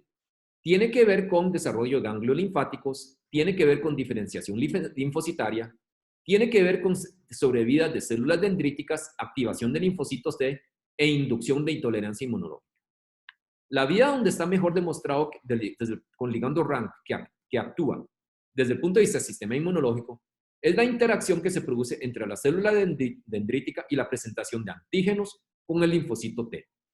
Entonces, esta interacción entre la célula dendrítica y el linfocito T necesita la presencia del ligando RANK. ¿Okay? Y esto es lo que permite entonces que la célula dendrítica presente los antígenos y haya una respuesta inmunológica por parte de la célula T. Entonces, una de las consideraciones importantes que existe es si yo bloqueo el ligando RANK con el denosumab, entonces yo potencialmente puedo estar bloqueando esta presentación de antígeno y esto puede estar favoreciendo la aparición de procesos infecciosos. Entonces, la demostración de esto es que en los estudios fase 3 en humanos con denosumab en osteoporosis mostró un pequeño aumento de riesgo de desarrollo de erisipela. Y la magnitud fue, en cuanto a infecciones, el grupo tratado con denosumab en 2 años en pacientes, en este otro caso fue estudios en pacientes oncológicos. Entonces, en el contexto de cáncer, entonces acuérdense que el contexto de cáncer es dosis mucho más alto. Entonces, son 120 miligramos mensuales de denosumab. El riesgo de eventos adversos serios por infecciones fue 5.9% con denosumab y 4.6% con placebo. Entonces, un muy pequeño aumento. El estudio Freedom fue en mujeres en osteoporosis. Entonces, aquí fueron 60 miligramos subcutáneos semestrales. Y lo que mostró en Freedom es que aumentaba discretamente el riesgo de celulitis pasando a 0.3% con denosumab y 0.1% con placebo. Entonces, vea que hay un muy pequeño desbalance en el riesgo de infecciones, pero ahí está. ¿Okay? Entonces, existe. Entonces, pareciera que sí puede tener alguna interferencia con la función inmune, aunque no es nada significativo. Luego, en el estudio oncológico, ¿okay? Aumentó el riesgo de cataratas comparado con el grupo placebo. No se conoce bien cuál es el mecanismo por el cual denosumab está asociado a mayor riesgo de cataratas. ¿Okay? Entonces, en osteoporosis no mostró aumento de riesgo de osteonecrosis de mandíbula y fracturas subtrocantéricas en el estudio fase 3. Sin embargo, en los estudios ya post-mercadeo de la vida real, sí hay reportados casos de osteonecrosis de mandíbula y fracturas subtrocantéricas con denosumab, aunque la frecuencia es mucho más baja de lo que se presenta con bifosfonatos. Y esto es por cuanto su mecanismo de acción es en común, ¿verdad? Y son antirresortivos muy potentes.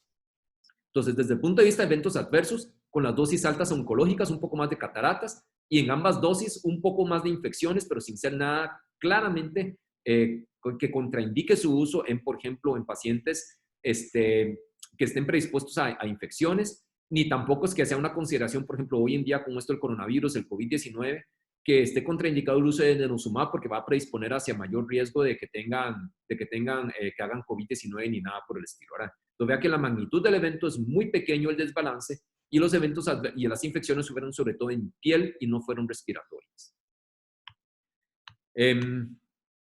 Ok, entonces, otros mecanismos, la activación del NF-kappa-beta induce expresión de múltiples citoquinas. Entonces, una vez que nosotros tenemos activación de la célula dendrítica, tenemos esta activación de la vía del NF-kappa-beta, que potencialmente, si yo lo bloqueo con denosumab, estoy inhibiendo también y no permito que haya inhibición, que haya activación de NF-kappa-beta y por lo tanto no haya liberación de citoquinas. Se ha visto que las ratas deficientes en osteoprotegerina tuvieron mayor capacidad de proliferación de células T. Entonces, donde tienen más osteoprotegerina, prolifera menos célula T y por lo tanto se cree que el denosumab puede estar haciendo un efecto similar. Y se cree que fisiológicamente osteoprotegerina actúa también como un freno del sistema inmunológico. ¿Okay?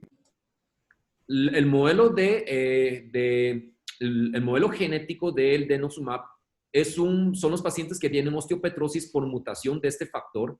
Entonces, estos pacientes lo que hacen es tener una capacidad de síntesis muy acelerada del osteoblasto con menos, una capacidad de acción del osteoclasto mucho menor. Y estos pacientes no hacen alteraciones inmunológicas ni linfocitarias. ¿Dudas con denosumab? ¿Con los antirresortivos en general? Bueno, nos vamos a pasar al otro grupo grande de medicamentos que son los anabólicos. Entonces vamos a empezar a ver aquellos que actúan sobre el osteoblasto. El primero de ellos es teriparatide. Entonces, vamos con una pregunta. Entonces, vayan al navegador, métanse a esta dirección. Entonces, polev.com/chenku960. Entonces, la pregunta aquí es, ¿cuál es el efecto, ¿verdad?, del exceso de PTH en hueso? Entonces, ¿cómo se llama la enfermedad donde yo tengo exceso de PTH?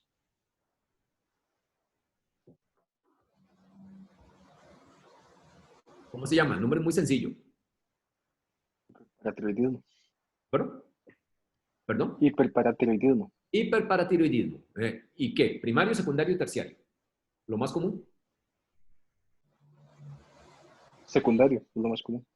No, primario. El primario es el más común. ¿Ok? Entonces, acuérdense que el hiperparatiroidismo primario usualmente es un adenoma de paratiroides que de manera autónoma produce un exceso de PTH. ¿Ok? Entonces, ¿cuál es el efecto del exceso de PTH en el hueso? Entonces, ¿qué me hace PTH a nivel óseo? Una primera opción es aumenta la resorción y esto me lleva a hipercalcemia. Una segunda opción es disminuye resorción y me lleva a hipocalcemia. O me aumenta la resorción, me produce hipocalcemia, o disminuye resorción y más bien me lleva a hipercalcemia. ¿Qué piensan? A ver. Habemos 57 personas conectadas en la clase y han votado como la mitad. Y 100% están votando que aumenta la resorción y produce hipercalcemia. Esto lo hemos visto ya varias veces en la clase, ¿verdad? Entonces lo hemos mencionado en un par de ocasiones, que el PTH, entonces, estimula la resorción ósea, entonces, estimula la acción del osteoclasto, aumenta el ligando RANK, disminuye osteoprotegerina, ¿ok? Entonces, donde hay resorción ósea me lleva a hipercalcemia. Todos de acuerdo con el efecto. ¿Por qué les planteo la pregunta? Porque resulta que este medicamento, el que estamos hablando ahorita, teriparatide, son los primeros 34 aminoácidos de la secuencia del PTH humano. Entonces, el PTH humano tiene 84 aminoácidos. Teriparatide es la fracción N-terminal de los primeros 34 aminoácidos que lo que hacen es activar el receptor de PTH. ¿Ok? Entonces, a ver, si estamos hablando que PTH humano, el exceso de PTH, entonces el hiperparatiroidismo me lleva a resorción ósea y me lleva a hipercalcemia, ¿por qué estamos hablando que la fracción activa del PTH humano, que se llama teriparatide, se utiliza como agente anabólico en huesos? El razonamiento. ¿Cómo brincamos de repente de un exceso de la hormona que me lleva a resorción a utilizar la hormona como un agente anabólico? ¿Tiene lógica? No tiene que ver con antagonismo competitivo. No. No, porque son los mismos 34 aminoácidos de la PTH humana. Entonces, el efecto agonista es idéntico a la PTH humana.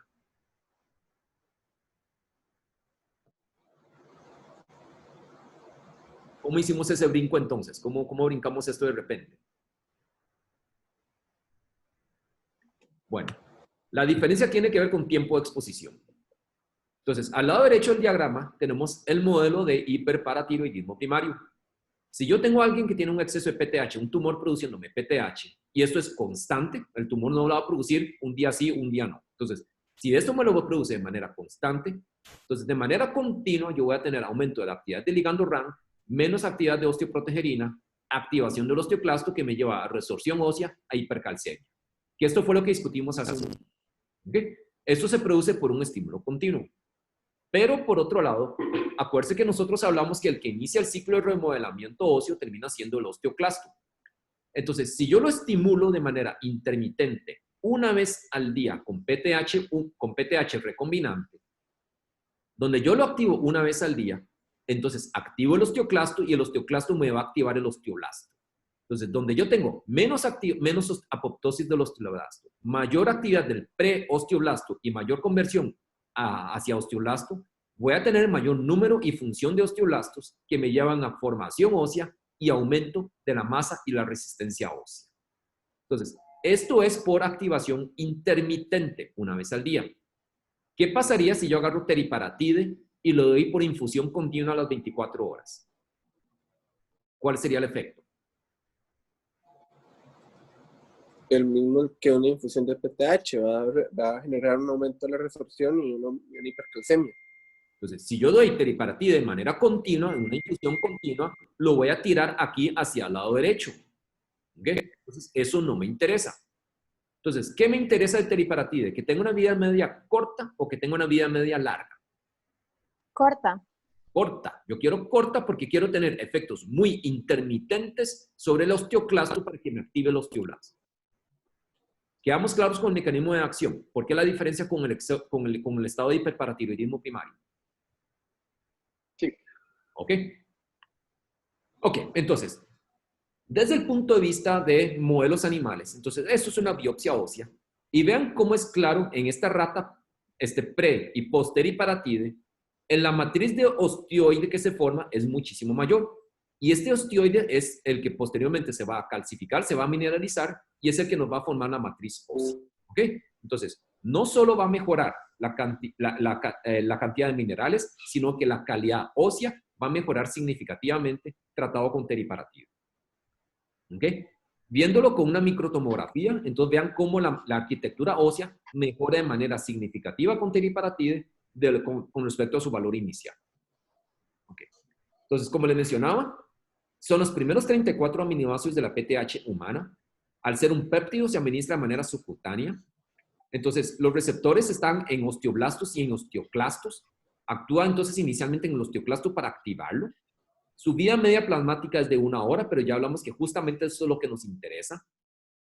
Alcanza concentraciones pico 30 minutos después de la aplicación y los niveles prácticamente desaparecen a las 3 horas después de haberlo administrado. ¿Ok? Entonces, ¿cuáles son algunos inconvenientes que tiene el teriparatide? Primero que todo, en modelos animales, ¿ok? Entonces, en ratas indujo osteosarcoma. Lo que pasó fue que entonces, que mientras estaba corriendo el ensayo en seres humanos, estaban corriendo los estudios toxicológicos en los modelos animales. Entonces, para cuando se empezaron a salir los datos de los osteosarcomas en las ratas, el tiempo de exposición en humanos llevaba menos de 24 meses. Entonces, eso hizo que parara el estudio en humanos y no existe evidencia o experiencia en humanos con el uso de teriparatide por periodos más allá de 24 meses. Entonces, lo recomendable es 18 a 24 meses de tratamiento con teriparatide. Las primeras dosis producen hipotensión ortostática. Sin embargo, esto es poco común, igual que parestesias, calambres, mareos, porque puede producir eventualmente hipocalcemia, aunque también es poco común, menos del 1% de los pacientes. Produce reacciones locales en el sitio de aplicación. Puede producir hipercalcemia porque transitoriamente estimula el osteoclasto, o puede producir hipocalcemia por el efecto en el osteoblasto. Sin embargo, como les mencionaba, esto se produce en el menos del 1% de todos los pacientes que utilizan teriparatide, y dado lo poco frecuente que es, no se recomienda rutinariamente estar monitorizando electrolitos en estos pacientes. Puede también llegar a producir hiperuricemia, ¿ok? Pero en general es bastante bien tolerado. Se contraindica, entonces, a ver, la razón de por qué estar entonces, aquellas situaciones que me llevan a mayor riesgo de osteosarcoma es donde estaría contraindicado. Uno de los factores de riesgo principal es la presencia de radioterapia. Entonces, si el paciente estuvo expuesto previamente a radioterapia predispone a osteosarcoma. Entonces, prácticamente cualquier radioterapia previa a esqueleto contraindica, ¿okay?, el uso de teriparatide. Como tiene un efecto anabólico a nivel hueso, ¿verdad?, y no está teniendo un efecto antirresortivo tan importante, se contraindica en metástasis óseas. Entonces, a diferencia de los bifosfonatos y el denosumab, que sí se podía utilizar con indicación oncológica, más bien aquí teriparatide está contraindicado en presencia de metástasis óseas. Igual, Si nosotros tenemos elevación de fosfatasa alcalina sin causa aparente, esto podría ser un indicador de enfermedad de Payet. Y en enfermedad de Payet, más bien lo que tenemos es un problema de la acción del osteoclasto y por lo tanto no debe utilizarse tampoco el teriparatide.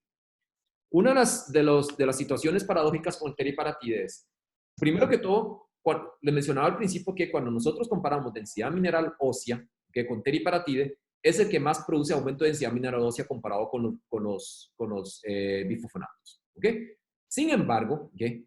Cuando nosotros vemos qué pasa con la densidad mineral ósea a nivel del radio, paradójicamente disminuye densidad mineral ósea en radio.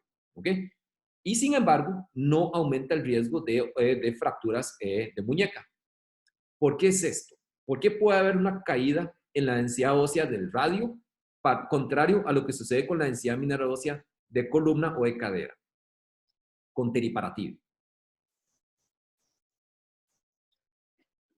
¿Por qué se podría producir esto?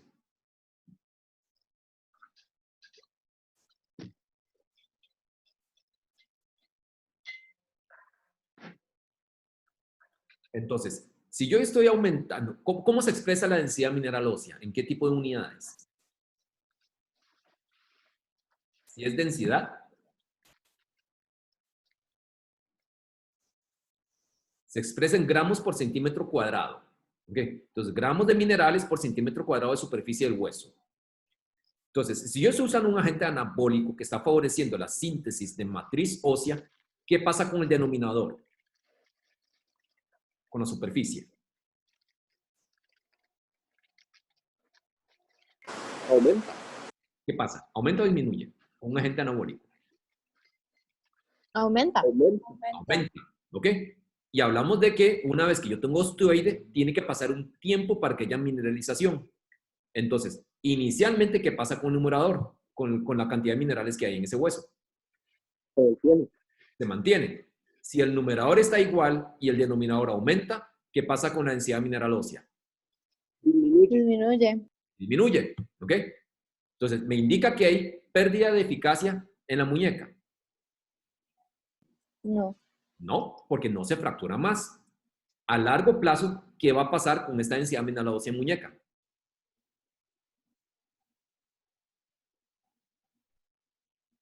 ¿Qué va a pasar eventualmente? ¿Perdón?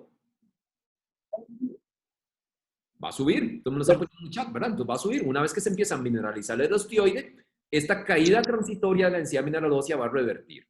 ¿Ok? Entonces, no hay por qué asustarse si al año, cuando se hace la densitometría, de repente la densidad en la muñeca disminuye, ¿verdad? Contrario a lo que sucede en el resto del cuerpo. Okay. Luego, a ver si ya lo hablamos. Ok. En otros lados del mundo, existe disponible PTH recomendando humano los 84 aminoácidos completos. Esto existe, por ejemplo, en Canadá. Sin embargo, el PTH 184 realmente no confiere ninguna ventaja sobre el 134. ¿Okay? El otro efecto que va a tener teriparatide es el efecto, entonces ya estamos hablando que la subida media plasmática es muy corta y no se acumula en hueso. ¿Qué va a pasar después de los 18 o 24 meses de tratamiento? Cuando yo tengo que suspender el teriparatide. Puede pasar lo mismo que ya habíamos dicho, que aumente el riesgo de fracturas. Potencialmente. ¿Y qué va a pasar con la densidad ósea? ¿Qué va a pasar con todo lo que yo gané?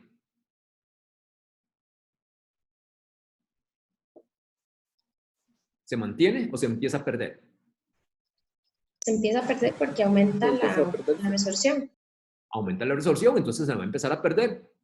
Entonces, el medicamento es muy caro. La dosis de teriparatide cuesta $550 mensuales. Entonces, estamos hablando que a la vuelta de 2 años, estos son aproximadamente $12,000 de costo. ¿Ok? Y si yo no lo continúo con algo, a la vuelta de pocos meses voy a perder todo lo que gané con eso. Entonces, ¿con qué debo continuarlo? Para no perder ese efecto. Antirresortivos. Con antirresortivos. ¿Ok? Entonces, inmediatamente que yo paro el teriparatide, debo continuarlo con un antirresortivo. ¿Cierto? ¿Todos de acuerdo? ¿Ok? Para mantener el efecto. Entonces, la siguiente pregunta. ¿Cuál sería la secuencia ideal? Entonces, la pregunta aquí con respecto a teriparatide es, ¿ok? El orden de los factores altera el producto final. Entonces, ¿cuál es la secuencia ideal? Empiezo con un bifosfonato, le doy teriparatide y después de que termino teriparatide, le doy denosumab. O debería arrancar de una vez con teriparatide y luego lo sigo con bifosfonato. O luego le doy teriparatide, lo dejo sin tratamiento. O le doy estrógenos, luego le doy teriparatide, luego le doy raloxifeno. O denosumab, teriparatide y luego bifosfonato. ¿Qué piensan?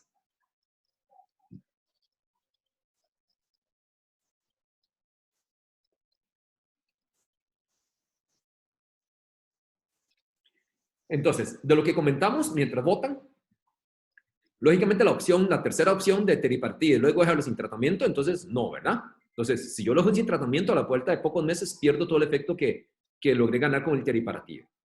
Entonces, la pregunta aquí es, que la pregunta fundamental es, ¿debería utilizar teriparatide en una persona que no ha recibido tratamiento previo o debería primero tratarlo con algo para luego tratarlo con teriparatide? ¿Alguien quiere opinar?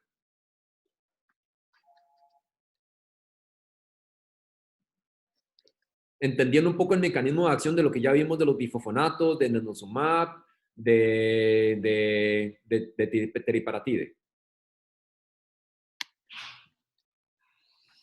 Muy poquitos se han atrevido a votar, pero básicamente las opciones están entre no darle nada y luego darle teriparatide. No darle nada inicialmente, darle de una vez teriparatide, seguido con bifosfonato, y otros, como el 20% que piensan que es mejor empezarlo con bifosfonato. Entonces, empezarlo con bifosfonato, darlo después de un bifosfonato, sería igual que darlo en un paciente virgen de tratamiento. ¿Qué pensarían?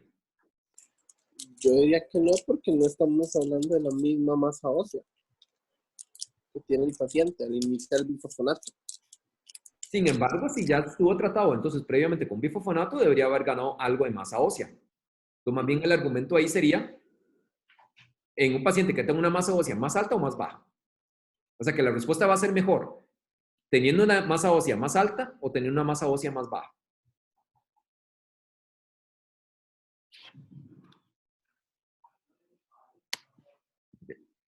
La clave aquí es de lo que hablamos. Entonces, el sitio de acción, ¿cuál es la primera célula que se activa con el teriparatide?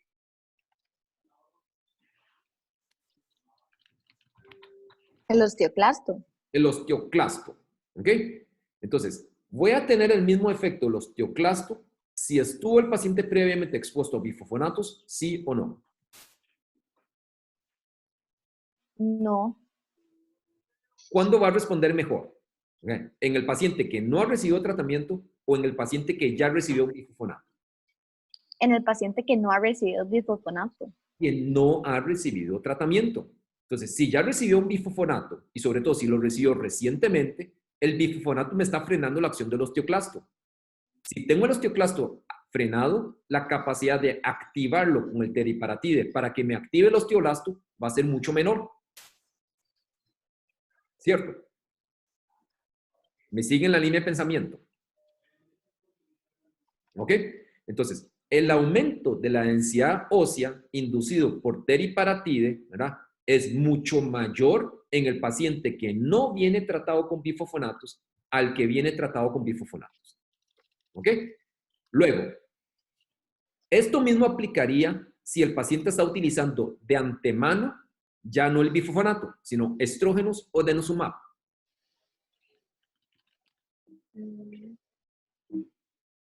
O ya el efecto, si está utilizando estrógenos o denosumab, sería muy parecido al paciente que no estaba utilizando de previo nada.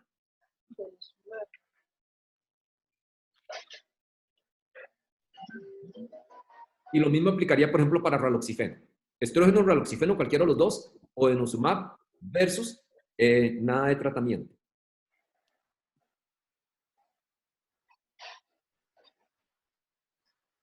Entonces, ¿qué pasa con la paciente que viene utilizando estrógenos y lo voy a empezar teriparatide? ¿Cómo sería la magnitud de del aumento de la densidad mineral ósea? ¿Lo esperable o va a ser más o va a ser menor? Sería mayor. Mayor. Mayor. ¿Por qué mayor? Mayor Pues comparado. sería más bien menor, porque van a inducir apoptosis de osteoclastos. Pero el O sea, efecto, sí, pero el efecto del estrógeno, ¿qué tan rápido se quita una vez que yo suspenda el estrógeno?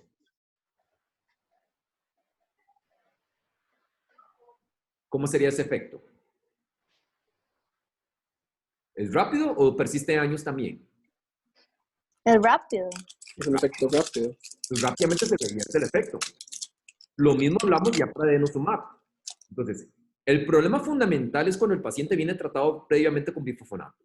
Pero si viene sin tratamiento o viene con un antirresortivo cuyo efecto se elimina rápidamente, vamos a tener mayor probabilidad de efectos del teriparatide.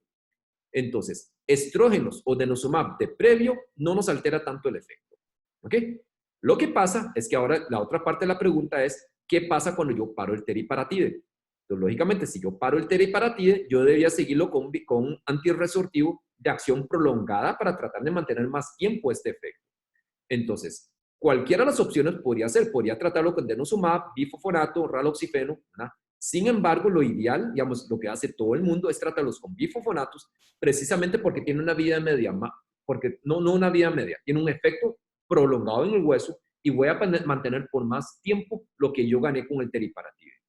En cambio, si el paciente después del teriparatide lo continúa con raloxifeno o lo continúa con denosumab, el peligro está en que en el momento en que suspenda el medicamento, pierdo el efecto antirresortivo y voy a perder, entonces empezar a perder lo que yo había ganado con el teriparatide.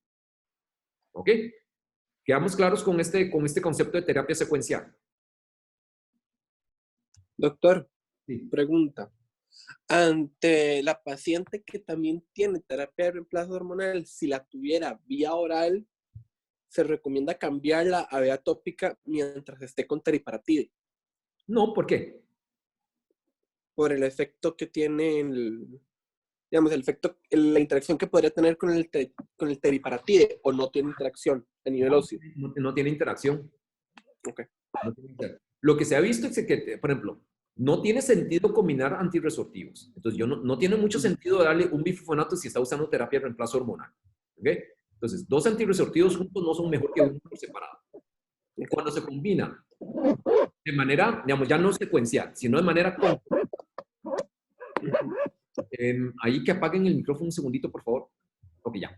Entonces, cuando es terapia concomitante, entonces, por ejemplo, bifosfonato más teriparatide versus bifosfonato solo o teriparatide solo, la combinación de bifosfonato con teriparatide no es superior al bifosfonato solo. Ok. ¿Okay? Entonces, ¿por qué? Porque estoy bloqueando la activación del osteoclasto que puedo tener. Teriparatide más estrógenos sí gana un poquito más que el estrógeno solo. ¿Ok? Pero lo ideal no es combinación, lo ideal es secuencial. Porque si yo combino un anabólico con un antirresortivo, el efecto no es sumatorio. ¿Ok? Entonces, si está con estrógenos, más que sumarle teriparatide, si yo le quiero dar teriparatide, lo que debería hacer es cambiarlo por teriparatide. ¿Quedamos claros con eso? Ok. Ok. El más nuevo de los análogos de PTH, esto se aprobó hace 2 años, se llama abaloparatide.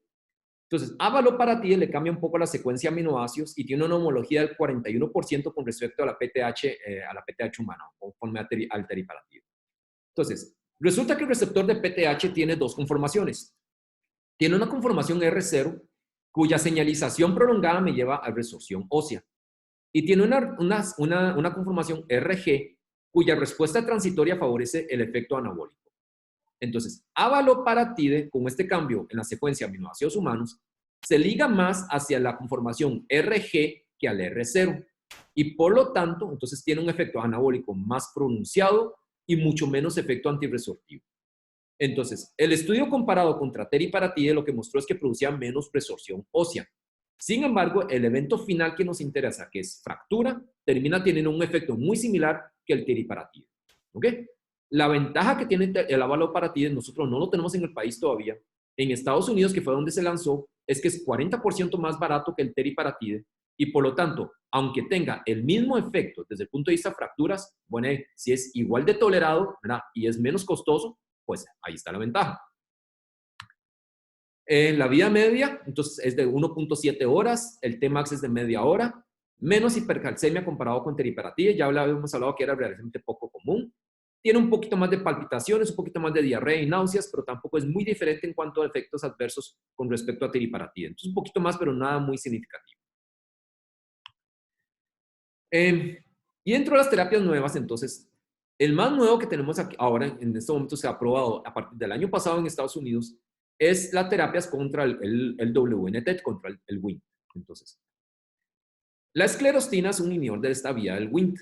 ¿Okay? Entonces, y lo que se sabe es que ya habíamos hablado hace un momento que el osteocito produce el Wnt para producir activación del osteoclasma. Entonces, las mutaciones inactivantes de la esclerostina están asociadas a mayor densidad mineral ósea. Y lo que tenemos es este anticuerpo monoclonal que es el romosozumab. Romosozumab, entonces, es un anticuerpo monoclonal contra el Wnt.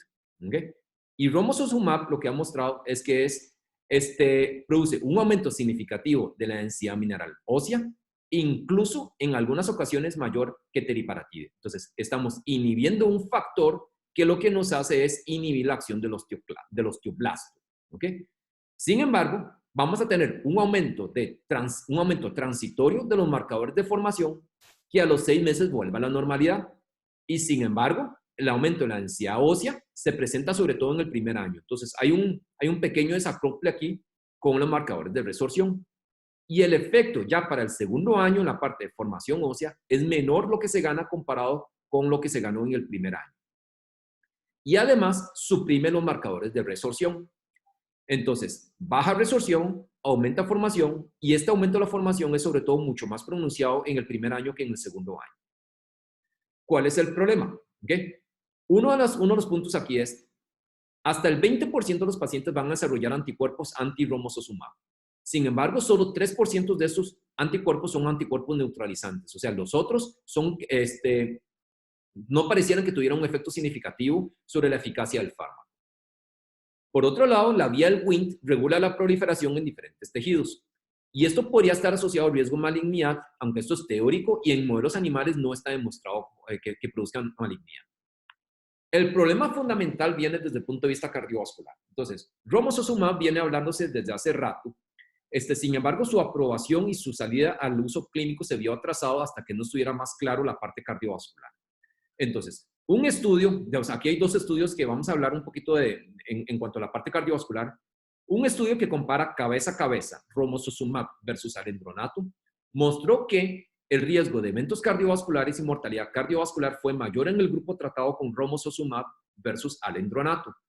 Entonces, esto podemos verlo de 2 formas, o que romosozumab aumentó o que alendronato bajó. Sin embargo, de los estudios anteriores de alendronato, nosotros sabemos que alendronato es neutro, ¿verdad? Entonces, alendronato no tiene por qué haberlo bajado. Entonces, se cree que esto había sido por aumento asociado al romosozumab. Sin embargo, otro estudio lo que utilizó fue romosozumab combinado con alendronato versus terapia secuencial y no mostró aumento de riesgo cardiovascular. Entonces, no está claro cuál es el mecanismo final, ¿verdad? Y no está claro si efectivamente lleva o no a mayor riesgo cardiovascular.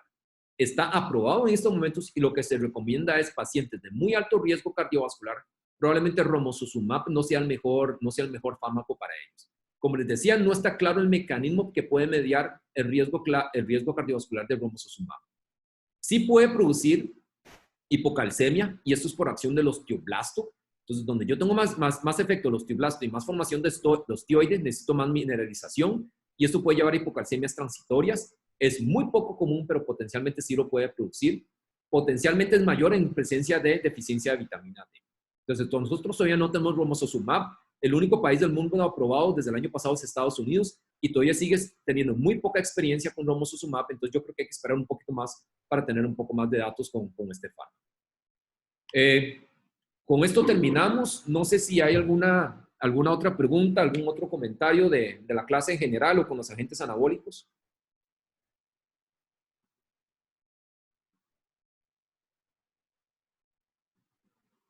Doctor, Sí. al final entonces no hay ningún problema si la paciente viene tomando estrógenos para luego darle el teriparatide. Cambiarlo. Sí, cambiarlo. Cambiarlo o combinarlo o agregarlo. Cambiarlo. Para cambiarlo, no hay ningún problema. agregarlo probablemente no sea lo mejor porque a pesar de que va a ser mejor que estrógeno solo, no vamos a tener todo el efecto como si fuera el teriparatide solo. ¿Ok? Pero si es hacerle un switch para cambiar de uno a otro, no hay ningún problema. De acuerdo. Gracias. ¿Ok? ¿Algún otro comentario? ¿Alguna otra duda?